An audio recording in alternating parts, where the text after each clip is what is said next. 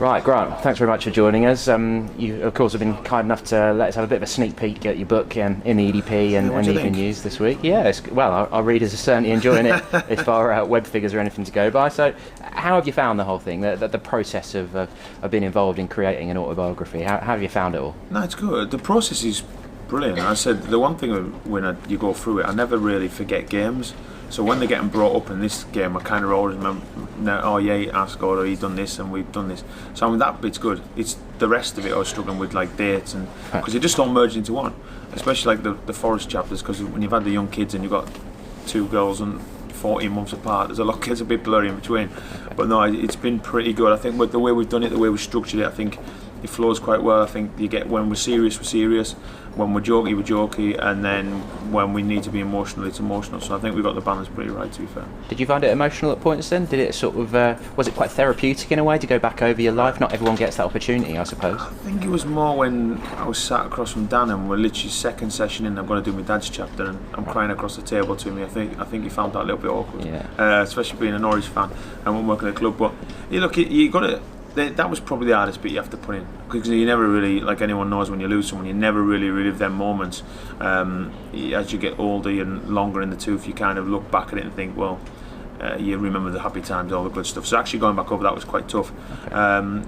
And then it was just a little thing as we were walking through about doing the letter. I just thought how to sign it off. What a great way to sign it off if you write that letter back to that person. So it was tough in parts, but funny in others. So. I was going to ask you about that. So you're writing to your 21-year-old self, is that right? Sitting on a stacker, yeah. So the message really is to never give up, and I guess yourself and people like Jamie Vardy, there's loads of examples, aren't there? Ian Wright, Stuart Pearce. You can do it if you persevere.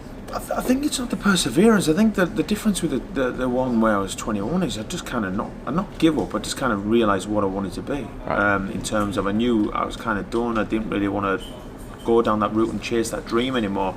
I chased that dream since I was 9-year-old, wanted to be that professional football, wanted to do it. And I got to the age of 21, I just thought, this is it, I just had enough.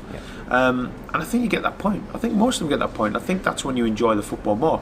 And that's when I just enjoy football for what it used to be when I was a kid, running out there, getting your boots on, having fun, enjoying playing football.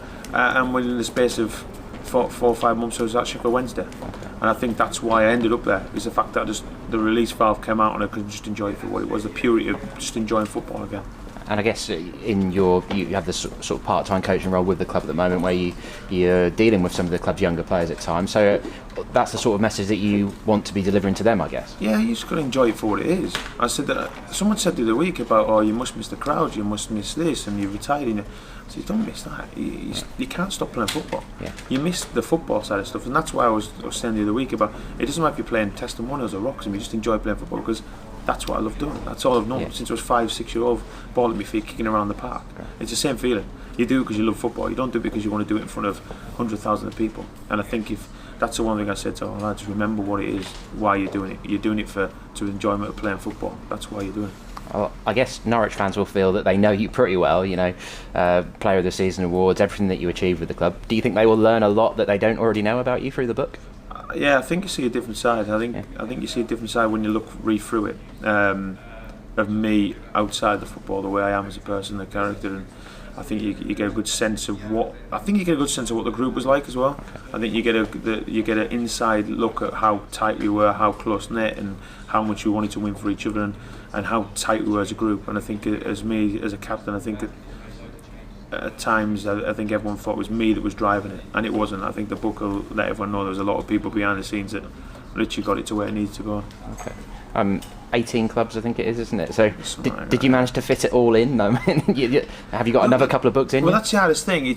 I wanted to make sure I give everyone the time, and you've got to. Everyone's important. Doesn't matter if you get one for a year, you're at one for 5 years or 4 years, whatever it was. You wanted to give everyone that time, and I think that we've kind of done that. So I think we give a little bit enough of what the stories are like in there, a little bit what the lads were like, and a little bit what I thought of the club. And as I said, I think it's came across quite well. I'm sure you don't want to give away too much from the book, but is there one story which stands out, which you think Norwich fans will really enjoy, one that sort of really sticks in your memory in terms of sort of something that's quite funny, something that you really enjoy going back over? I think there's a few that we put in there and took out because we couldn't put in there. But no, I think when you look at it, on the whole, I think there's some good stories in there. The one when I went to Germany was a good one.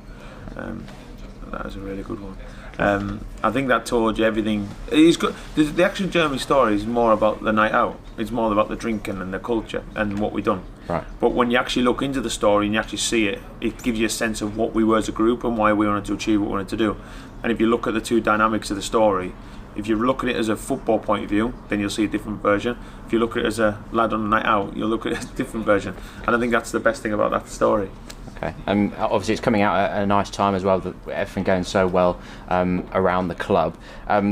You are involved in a bit of it. So, what sort of next for you? Now you've got the book sort of done, and you've got various sort of things going on. You're working a bit in the media. Where do you sort of see? What do you see yourself doing in the next couple of years? Really? Have a break, eh? Yeah. I retired thinking that's what you do. You retire and you're nice and quiet. I've retired and been the busiest I've ever been. So, no, I'm pretty good at the moment. I've got, I said, I've got the TV works in the background. I've got my ambassador stuff with the football club, which I've enjoyed this year. It's took me to see a lot of different stuff, which is great because that's what I enjoy doing. I enjoy going out communities, handing out season tickets, shirts to people who won't expect it. Stupid stuff we've done with Gasway the other week about the little kids and stuff like that, and I love that. I said that I've got my coaching where hopefully we're going to build it up a bit more this year. Still doing my ambassador stuff, and obviously I've got the private school and I've got the TV. Yeah. So obviously Norwich getting promoted gives me a lot more opportunities to get some more work in that aspect. But I'm going to try it this year and focus predominantly on kind of get me coaching up and spec and move on with that. I think a little bit more this year. Okay. In terms of the club on the pitch, while we've got you, next season, you guys, when you went up under Paul, you managed 12th and it was 47 points. So do you think this squad is capable under Stuart and Daniel of trying to replicate that success? I hope so. The thing is, if you asked me the question when we went up, we would have got 47 points and finished 12th. I'd have probably said no. And that's me being in the dressing room. It's difficult, and there's no way to get round it. It's tough, yeah. And it's a tough division. The thing about the group is they've got a great unity of what they want to be. We're in a better place. The one thing I'd say about the club is we're in a lot better position now than we were when I went up in terms of everything behind the scenes, right. The commercial side, the football side, the in-depth, the recruitment, the new training ground, everything like that. We're in a far better place. We're 2 years earlier than the plan suggested to get in the Premier League, which is fantastic. And if we stay up this year, even better. I think the recruitment would be great. I don't think you'll see what we've done. Mistakes are made a few years ago, paying big wages, big people, 3-year contracts. That will not happen. I can't see it. I think we'll be clever. I think we'll do it the right way. I think we'll try and build. We'll try and bring the youth through again, which hopefully we've got a few lads who can break into Daniel's team this year, and we'll keep building. And I think that's what Norwich have got to do. We've got to be realistic. We're a football club that, yes, I think we should be in the Premier League, but we've got to be realistic about being in there. This club can't ever go back to the realms of when I was in League One that was ever going to go into administration. Yeah. I think this club needs to be solid, which it is at the moment. I think it needs to keep building, keep getting the young kids through, keep using the model that we are, and trying to stay in the Premier League for a lot longer than 1 or 2 years. I'm sure you've been asked a lot about him throughout the season. I'm pretty sure I've asked you a couple of times about him, but Teemu Pukki, of course, man of the moment, 30 goals. He didn't have a bad year. Not a bad year, was it? So you managed 15 in the Prem, didn't you, in that first season? So do you think he's capable of stepping up in that same way? What does he need to do to sort of replicate that success? Just keep doing what he's doing. Yeah. The thing is with him, I look at his stats quite a lot. Obviously, we're doing the forwards at Norwich, so every time 2 shots on target, he scores with 1. When you've got that ratio of no matter what level you are, you're going to score goals. It'll be different from last year, but he'll adapt it because he knows how to do that. He adapted it from when he played at Bromby. I seen it, the team with Pukki I seen play at Bromby was a different player to the same player because he had to adapt his game. When you can do that, it just shows you're a good footballer. And I said he's in his prime. He knows what he is now. He knows what he's going to be as a centre forward. He's his finished article. He's never going to change or adapt what he's going to do. And give him the chance in the Premier League to score. And the good thing is, the great thing about him is how hard he works. I don't think people ever give him the credit for how hard he works. And when you step with the Premier League, you've got to do both sides of the coin. You've got to work hard, and then when you get your chances, put them away. And that's why I was lucky. I worked really hard, and when the opportunities came, I was on form to put them in. He's so confident at the moment, isn't he? Do you see some similarities between what you were like when you were in that form? Obviously, did so well in League One, the Championship, and that momentum almost carried you through that first Premier League season. Yeah, you just know. You're rounded. By the time I was there, I was 31-year-old. So, and it's the same with him. He's rounded now. You know what you are as a centre forward. You can't change. You're never going to get that lightning pace come from anywhere. You're not going to start doing tricks here and everywhere. You know what you are, and you do it to the best of your ability. The one thing you have to do with everyone in the Premier League, like we said, is first of all you work hard, and secondly you take the chances when they come, because when they come they're very rare. And it's not like the Championship. You don't get 3 and 4. You get 1 or 2, and then massive moments can change games. Okay, and just finally, Fight Mare on Sunday. How much are you looking forward to that? Back out on the Carrow pitch again? Yeah, it's came around so quick. When it started as an idea, literally about 8 months ago, I thought, no, it won't be here that quick, and it's literally came like that. Yeah.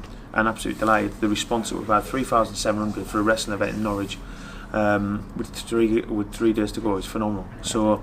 The tickets still available. The sun's shining at the weekend. It'd be a great event. I said we've got 4 hours of wrestling, intervals in between, music. It's going to be like a party atmosphere. That's basically what's going to be. And no matter if you like it or don't, where do you want to be? Where's better than that? Drinking beer, 28 degrees, Carrow Road on a Sunday. Where a better place to be? Are you pleased with the show they've pulled together as a whole? Brilliant. Yeah, The show's brilliant. Yeah. I said the people who've got in, the people even have fighting with Billy Gunn, Rene Dupree. WWE wrestlers. I've been watching them on TV, and now I'm wrestling with them. So I'll know what it's like when you get fans playing with our old pros on the pitch. That's pretty much what I'll be doing. So to have them sort of names in there, to name but a few, it'd be phenomenal.